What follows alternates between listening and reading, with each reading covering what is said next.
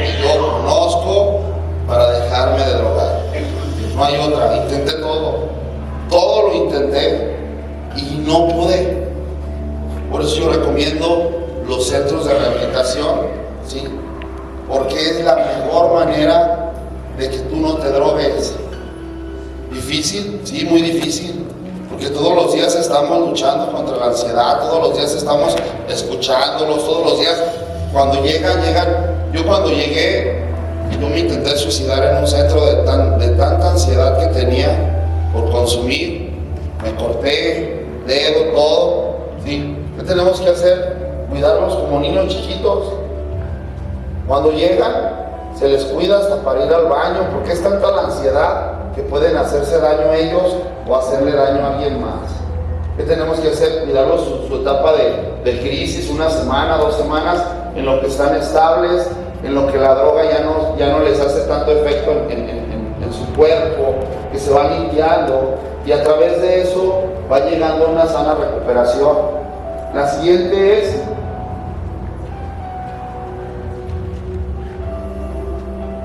¿cómo vencer la drogadicción? Es una pregunta que todos nos la hacemos. ¿Cómo vencer la drogadicción? Y el primer paso para hacerlo, admitir. Es el primer paso, la aceptación, admitir, aceptar que tenemos una enfermedad. En las familias, ¿qué se tiene que hacer? Aceptar, admitir que tienen un hijo drogadicto, porque muchas familias todavía no lo han aceptado. ¿Cómo vas a ayudar a alguien que tú misma dices que no está enfermo, que no tiene la enfermedad? ¿Cómo vas a ayudar a alguien si tú mismo no estás convencido? El primer paso para salir de las adicciones es admitir que somos impotentes ante las drogas, ante el alcohol. ¿Cuál fue mi primer paso para yo dejarme de drogar? Admitir que yo ya no podía con la droga. Admitir, ¿sí?, que solamente con Dios podía cambiar de vida. ¿Sí? Admitir que ya la droga me había hundido, me había controlado. Y cuando yo admito el problema, ¿qué hice después? Ver la solución. Pero si tú no admites como familia que tienes un hijo con un problema, no vas a verle nunca la solución, porque ¿cómo vas a arreglar algo que dices no tener? El primer paso es la aceptación al problema. El segundo es verle la solución al problema, no hundirte en el problema. Hoy yo tengo el problema, sí. ¿Qué vas a hacer para solucionarlo? Y lo principal es la unidad de la familia. Es lo principal, la unidad familiar. ¿De dónde nace la enfermedad? Del núcleo familiar. Entonces, ¿qué se tiene que sanar primero? La familia. Exacto. Y se los he repetido una y otra vez.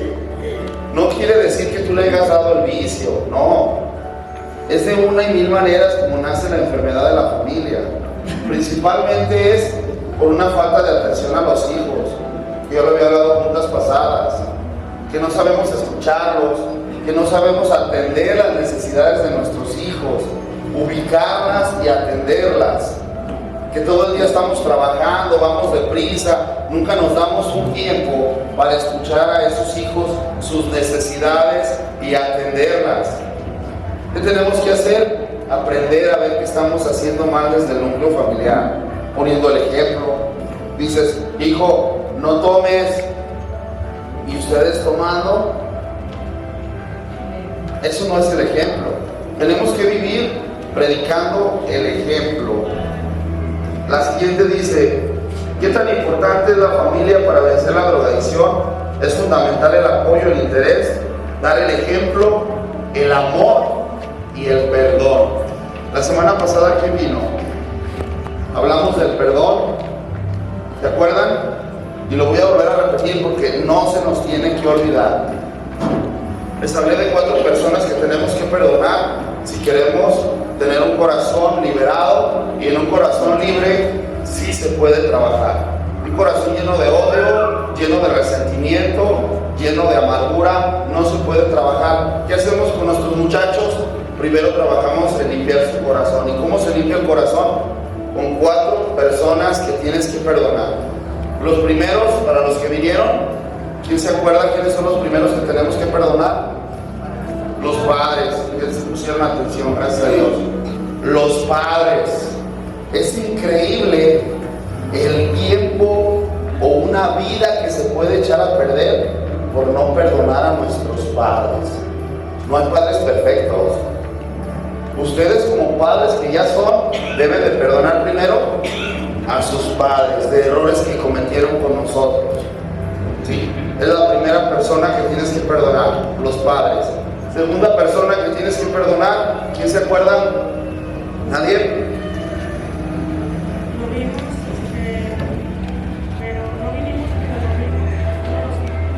No, la segunda es a todos los que nos hicieron ¿qué? Daño. ¿Y por qué los tenemos que perdonar si nos hicieron mucho daño? ¿Por qué los tenemos que perdonar si es imperdonable lo que nos hicieron? Y les puse el ejemplo de Jesucristo. Jesucristo nos perdonó aun cuando lo matamos, lo escupimos, lo sobajamos, lo humillamos, lo chicoteamos, lo asesinamos a Jesucristo y Él nos perdonó, ¿o no? ¿No lo merecíamos? No. ¿Por qué nos perdonó? Porque Él sí se lo merecía. Porque Él es bueno, porque Él se lo merecía. ¿Por qué tienes tú que perdonar a la gente? Porque tú te lo mereces. Mereces estar tranquila, tranquilo. Mereces tener una paz, ¿sí? Una paz mental, una paz en tu corazón. Y al momento que tú perdonas, se te quita una carga de encima. La tercera que tenemos que perdonar. ¿Quién? A mí mismo. Pusieron atención. La tercera persona que tienes que perdonar es a ti mismo. Es increíble todos los muchachos que se siguen drogando por no perdonarse. Me cuento yo. Duré 10 años, más o menos, o 16 años. No recuerdo cuándo encontré ya que me habían enseñado del perdón, pero no me perdonaban. Cuando yo me quiero intentar dejar de drogar, o estoy echándole ganas para dejarme de drogar, pero no había un perdón de todo lo que había perdido, de todo lo que había dañado, de todo el daño que le hice a mis hijos, y no había un perdón en mí. ¿Qué volví a hacer? Me volví a dañar. Inconscientemente te dañas. Volví a levantar la copa, volví a levantar la pipa y a seguirme haciendo daño, quererme morir, porque no me perdonaba todo lo que había dañado en todo ese largo de esos años que viví en adicciones. Si tú hoy no te perdonas los errores que has cometido, vas a seguirlos cargando y no vas a limpiar tu vida, no vas a poder trascender lo que tienes que trascender para poder ayudar a ese hijo que está caído. No vas a poder trascender si tú no te perdonas. Y la cuarta persona de perdón es pedirle perdón ¿a quién? A Dios. ¿Y a quién más? A las personas que hemos dañado. Cuando tú cumples esas 4 cosas, empiezas a tener un corazón, ¿sí?, limpio, un corazón libre. Y cuando tienes un corazón libre, empiezas a ayudarte a ti mismo y por consiguiente a tu familia y por consiguiente a esa persona que está en el centro de rehabilitación. ¿Quedó entendido qué tan importante es el perdón en la familia? ¿Amén? Ok. ¿Cómo prevenir la drogadicción? Fíjense, esto es bien importante. ¿Cómo prevenir la drogadicción? Y creo que aquí está la clave para acabar con todas las adicciones. La solución no es hacer más centros de rehabilitación, no. Mi meta, sirviendo a Dios, es que algún día ya no haya centros de rehabilitación, porque no se ocupen, que se ocupen esas casas para otras cosas. ¿Qué tenemos que hacer? Prevenir.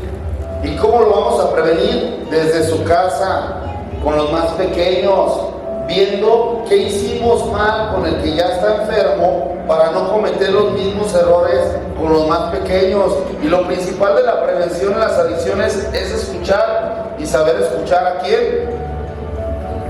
A nuestros hijos. Escuchar y saber escuchar.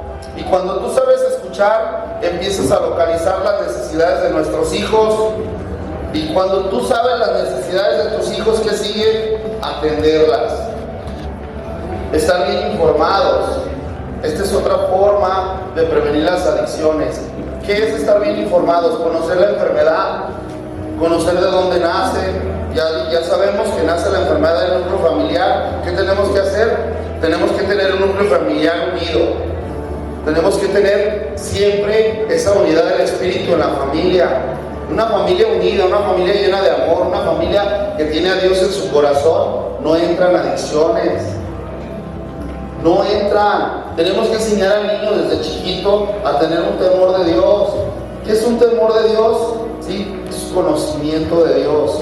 ¿Por qué llegan resentidos con Dios en el grupo? Porque no conocen a Dios. Piensan que Dios provocó todo para que ellos estuvieran así. Y se empiezan a resentir porque no conocen a Dios, porque no lo han conocido. Yo estaba resentido con Dios, yo no creía en Dios, yo creí que me había abandonado, que no existía. Cuando yo llego al centro de rehabilitación y me empiezan a presentar a Dios, me empiezan a decir qué hizo por mí y qué va a hacer por mi vida, empiezo a conocerlo, empiezo a ver las cosas diferentes. Y cuando tú empiezas a ver las cosas diferentes, empieza a entrar esa bendición. Tenemos que escuchar, saber escuchar a nuestros hijos, ubicar su necesidad y atenderla. ¿Vamos bien? Esa es la mejor manera de prevenir las adicciones. Dando el ejemplo. ¿Qué pasa en mi casa? En mi casa ya no hay alcohol. Y mis hermanos, pues uno sí tiene la enfermedad, gracias a Dios ya no toma. El otro hermano no, mis tíos no son alcohólicos, pero en mi casa ya no hay alcohol, ya no hay. Simplemente porque sabemos el daño que hizo a la familia. ¿Cómo vamos a dar nosotros un consejo si nosotros mismos no dejamos de tomar? Aunque no tengas la enfermedad, aunque sea de vez en cuando. Por ejemplo, tú eres su papá, su mamá. Tú eres su ejemplo. Tus acciones, tu caminar va a ser lo que los va a arrastrar a ellos. Tú le puedes dar el consejo y el consejo se escucha, pero tu ejemplo es lo que los va a arrastrar a cambiar de vida. Tu ejemplo es lo que los va a ayudar a ellos a salir de las adicciones o a prevenirlas.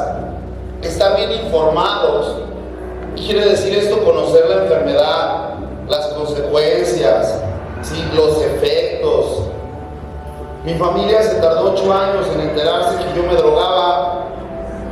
¿Por qué? Porque no conocen la enfermedad. Decían, es la juventud, es la adolescencia, cambio de humor, es normal que no coma, es normal que me robe, es un adolescente ingobernable. ¿Por qué pasó eso? Porque no conocía la enfermedad. ¿Cuál es la mejor solución para prevenir? Conocer lo que quieres prevenir. Si no, ¿cómo vas a prevenir algo que no conoces? ¿Y qué tienes que conocer? Los efectos de las drogas, dejan de comer, no duermen, ¿sí? Mucha euforia, fuera de lo normal, dejan de hacer cosas que venían acostumbrados a hacer. ¿Qué quiere decir esto? Estudiaban, jugaban fútbol y de la noche a la mañana se aislaron. Uno como padre dice, no, es la adolescencia, es el cambio de edad, está deprimido. He escuchado muchas familias que me dicen, mi hijo se encierra en el cuarto y no sale, pero no se droga, está deprimido. Y dentro del cuarto fume y fume poco.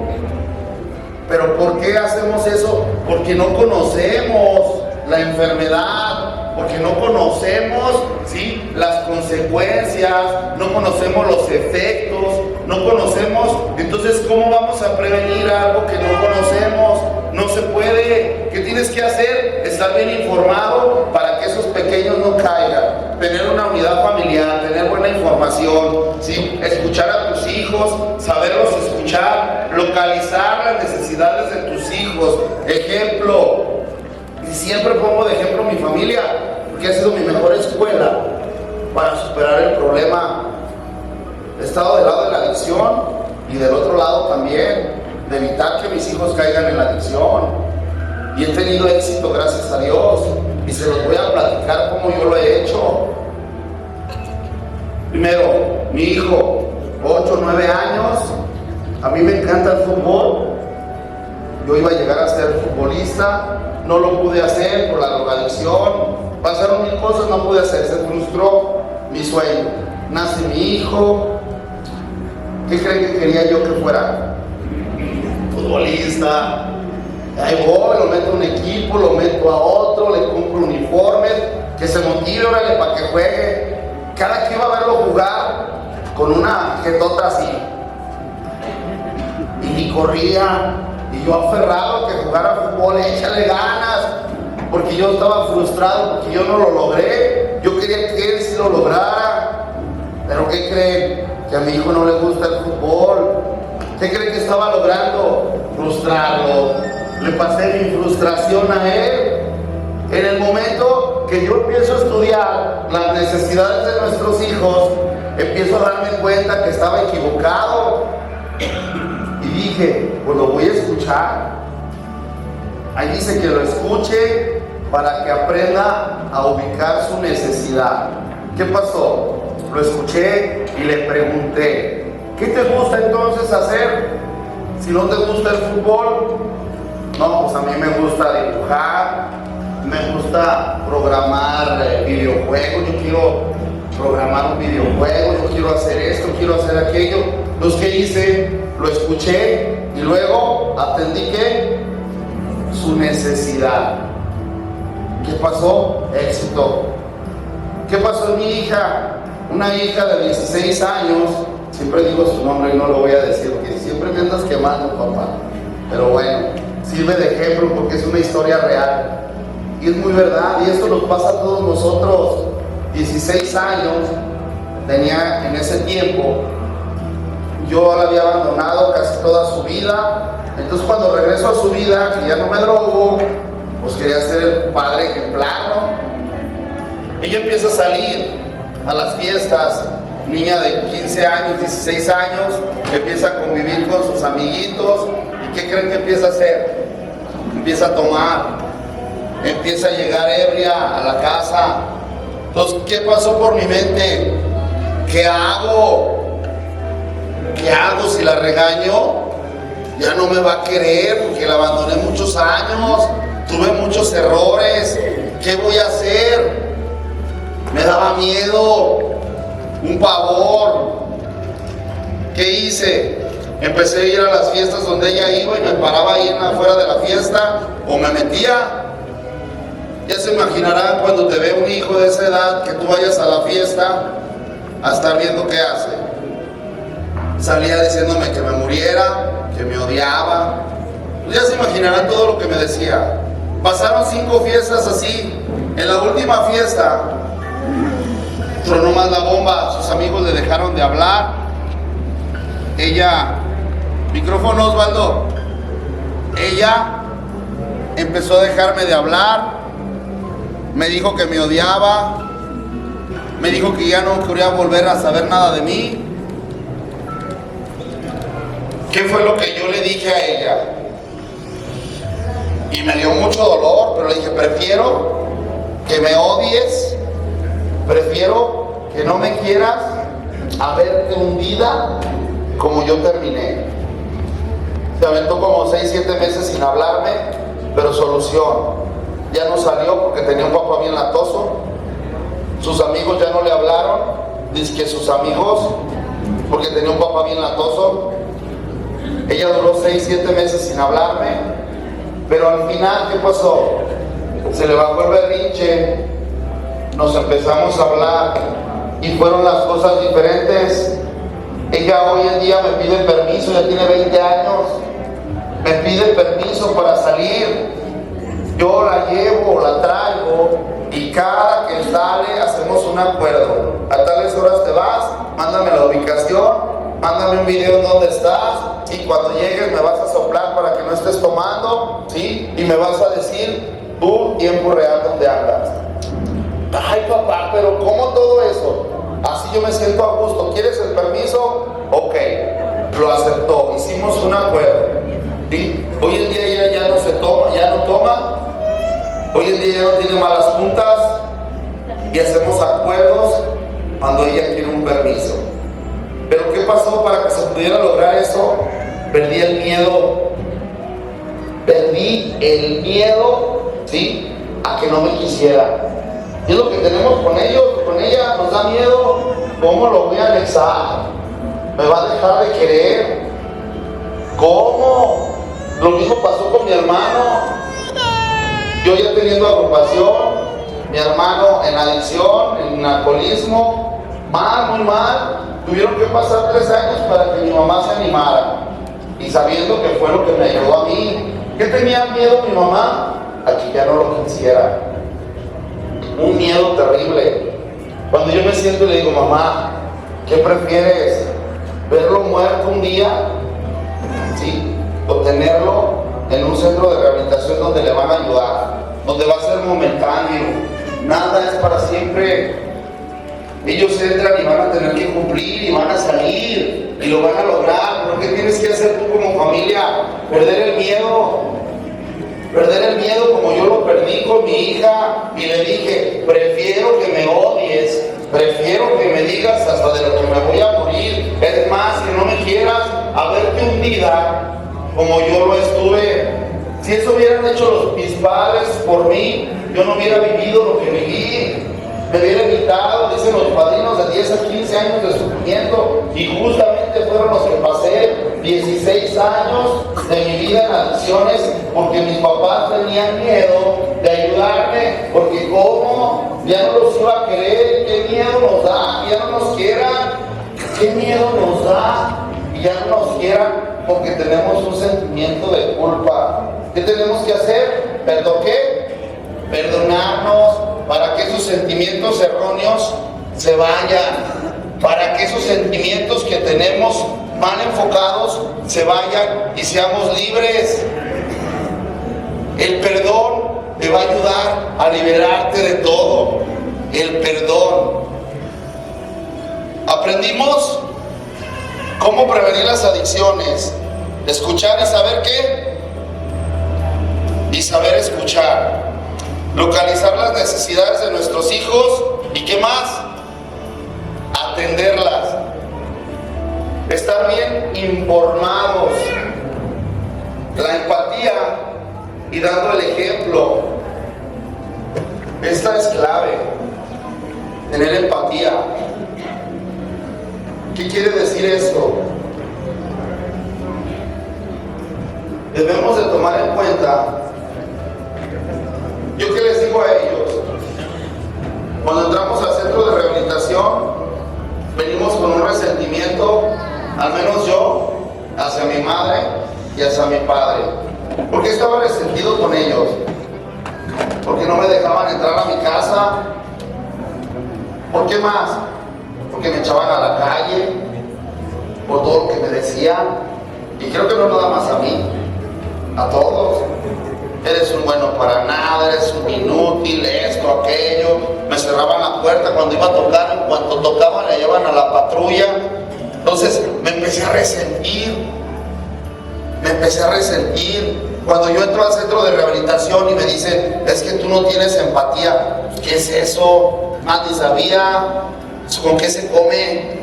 Me empezaron a explicar. La empatía es ponerte en los zapatos de tus papás. Voltear la tortilla. ¿Cómo? O sea, haz de cuenta que tú eres el papá y tu papá es el hijo, al revés. ¿Qué le hiciste a tu papá? Le robé, lo insulté, lo golpeé. ¿Qué le hiciste a tu mamá? La insulté, la golpeé, le robé, la vacié la casa. ¿Tú qué harías si ellos te lo hubieran hecho a ti? ¿Los dejabas entrar? No, pues no. ¿Les hubieras echado a la patrulla? Sí. Esa es la empatía. que te pongas en los zapatos de tu familia, el por qué no te dejaban entrar. Y cuando yo entendí eso, empezó a quitarse ese resentimiento. ¿Qué hacemos a la familia también? Tienen que tener empatía ustedes hacia ellos, para que pueda lograrse un perdón. Si no, no va a haber un perdón. Ellos se les está enseñando el por qué tienen que tener empatía con ustedes, ¿sí? ¿Cómo se logra la empatía? ¿Qué es la empatía? Y cuando ellos saben el por qué los corrían de su casa, por qué no podían entrar, ellos empiezan a quitarse esos resentimientos, porque empiezan a darse cuenta que hay un motivo. No nada más es porque no los quiero y no los quiero de adentro y échalos a la calle. No, la familia, ¿sí? ¿Qué tiene que hacer? Tener empatía con ellos. ¿Qué quiere decir esto? Saber que tienen una enfermedad, que por eso te robó la tele, que por eso no se ha dejado de drogar, que por eso te insultó, que por eso te robó todo lo que te robó. Y cuando tú tienes empatía con ellos, ¿sí? Cuando tú logras tener esa empatía, empiezas a perdonar, empiezas a liberarte, empiezas a estar bien contigo. Cuando tienes un perdón, cuando sabes el motivo, el por qué lo hicieron, no es porque no te quisieran, porque muchas veces así piensan las mamás y estamos peleando de acá para allá, de allá para acá.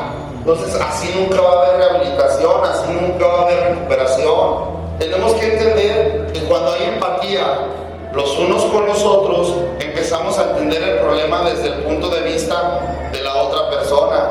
¿Qué quiere decir esto? Yo le robaba a mi mamá, la insultaba, pero ¿qué creen que después pasaba? Mi rebote, el estar pensando, ¿cómo? Si yo no quería hacerlo. Fue más mi necesidad por drogarme, fue más mi necesidad, mi ansiedad por consumir que cualquier otra cosa, porque están enfermos. ¿Qué estamos haciendo? Queriendo recuperar a su hijo. Ahorita son drogadictos. ¿Y el drogadicto qué va a hacer? Chantaje, mentira, robar, insultar. Queremos recuperar al hijo, pero necesitamos tener su ayuda, ponernos de acuerdo, como yo me puse con mi hija. Ok, vamos a hacer un acuerdo para que tú estés tranquila y para que yo también esté tranquilo. ¿Qué tenemos que hacer aquí? Acuerdos, ponernos de acuerdo. Y cuando nos empezamos a poner de acuerdo, familia y grupo y muchachos, empieza a estar en medio Dios. Dios está en medio de los que se ponen de acuerdo. Y cuando Dios está con nosotros, ¿quién contra nosotros? Nadie. Tenemos que ser de cuenta y saber que necesitamos la unidad del Espíritu Santo, que necesitamos la empatía, dando el ejemplo, que era lo que les mencionaba. Qué fácil se dice, pórtate bien, no tomes, llega temprano, sé responsable, pero ustedes como familia lo están haciendo. El primer cambio viene de uno mismo. El primer cambio viene de uno mismo. El primer cambio lo tenemos que hacer nosotros. Y también eso se les dice a ellos, No crean que nada más es de ustedes, no. La recuperación es de las familias y de ellos, es integral. A ellos, ¿qué se les dice? ¿Quieres una buena madre? ¿Quieres un buen padre? ¿Quieres unos buenos hijos? El primero que tiene que cambiar, ¿quién es? Ustedes. Ahora la familia, ¿quieren unos buenos hijos? ¿Quieren unos hijos que no se droguen? ¿Quién tiene que cambiar primero? Así es.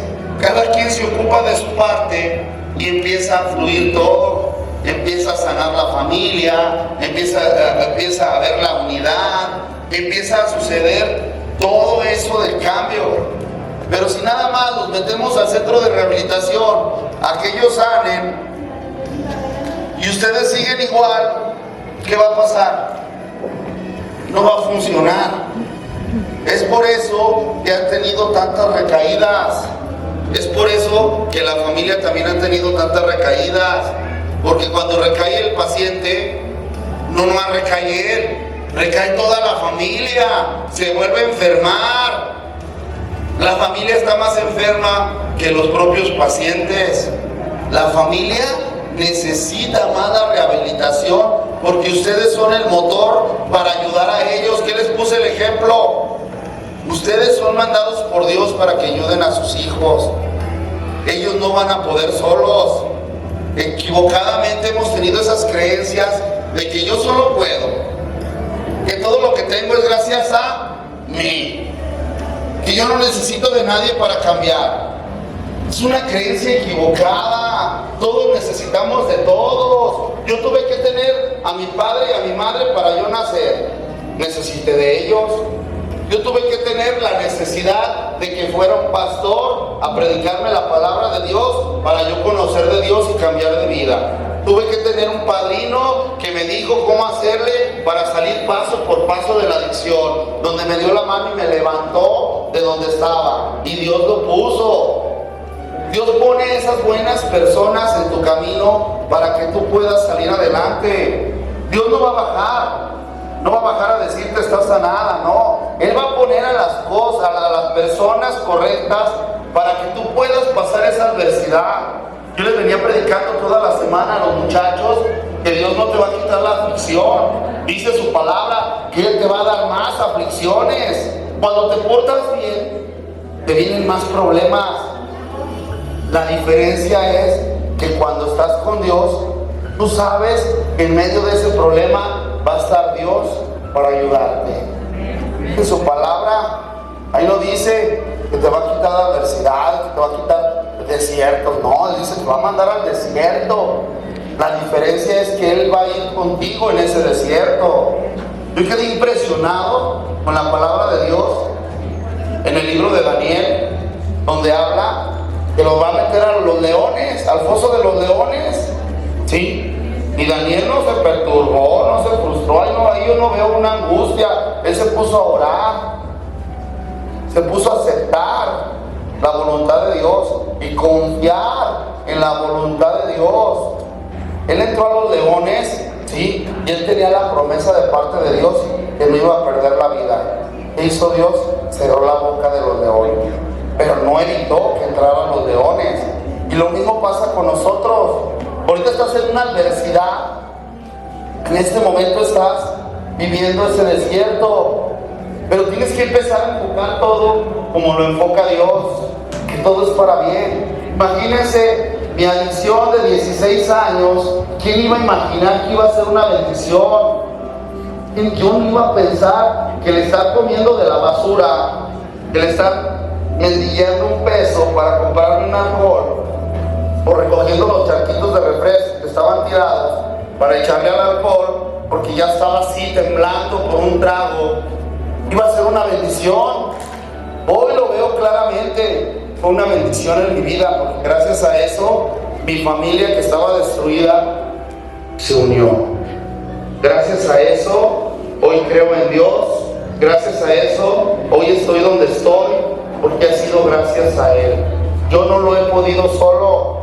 Siempre se necesita de esas buenas personas que te dicen, sí lo vas a lograr, sí lo vas a poder. Hoy yo te digo que sí lo vas a lograr, que si tú te pones en la voluntad de Dios, todo es posible. Para Dios no hay imposibles.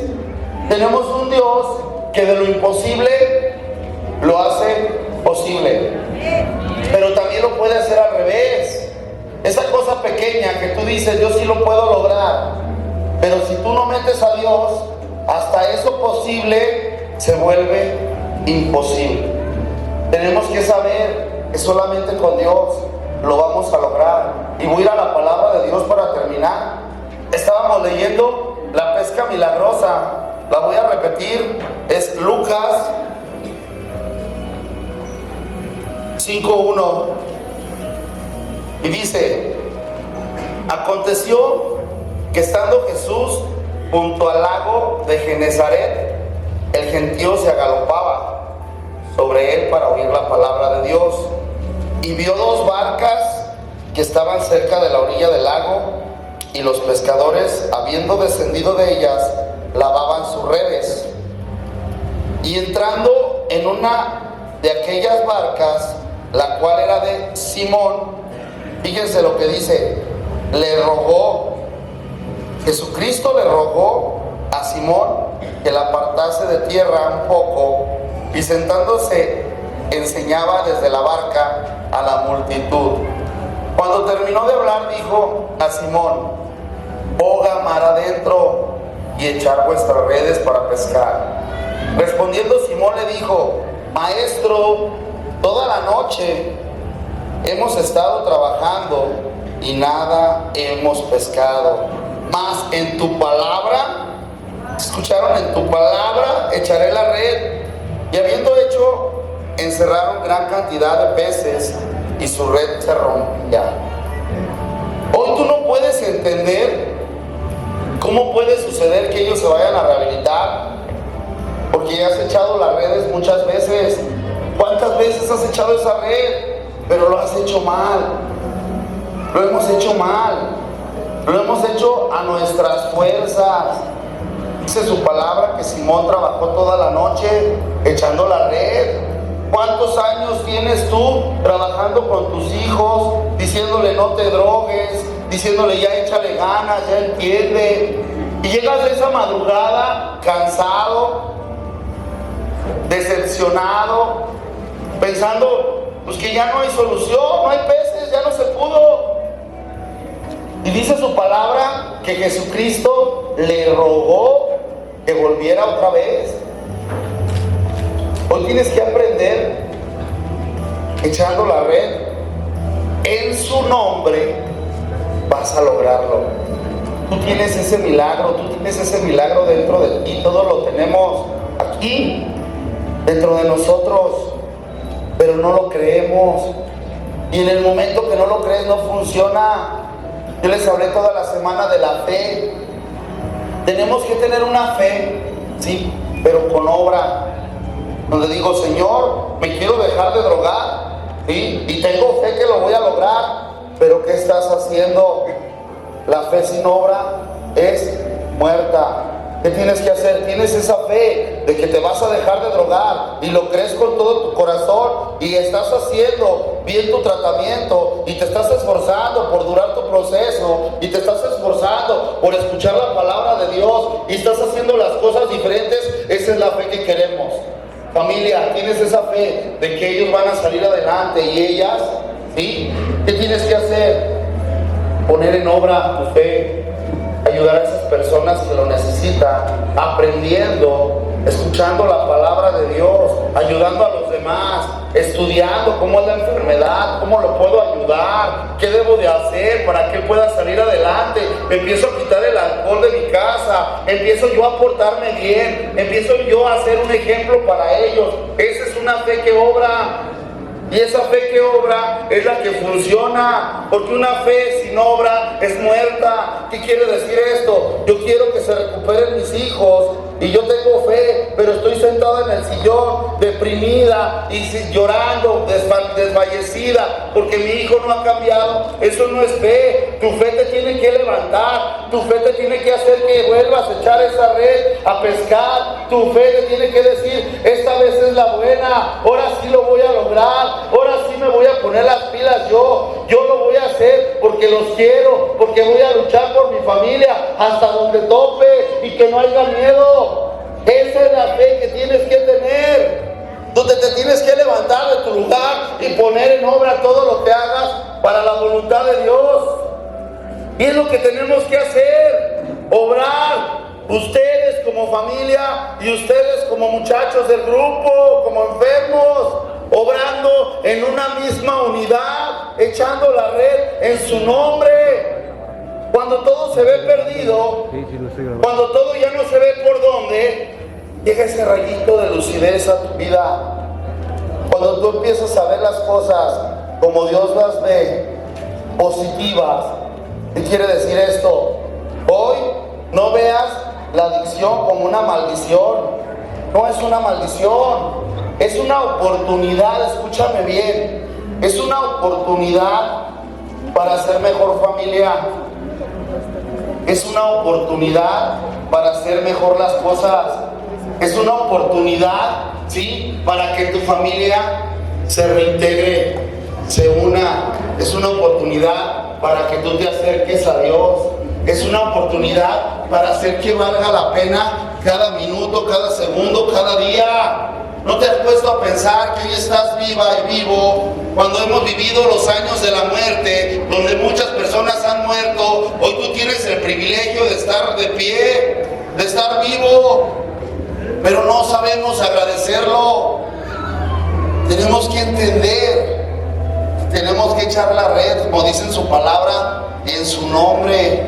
¿Qué quiere decir esto? ¿Cuántas veces has querido ayudarles a tu manera, a tu entendimiento, a como tú crees que es correcto? ¿Cuántas veces?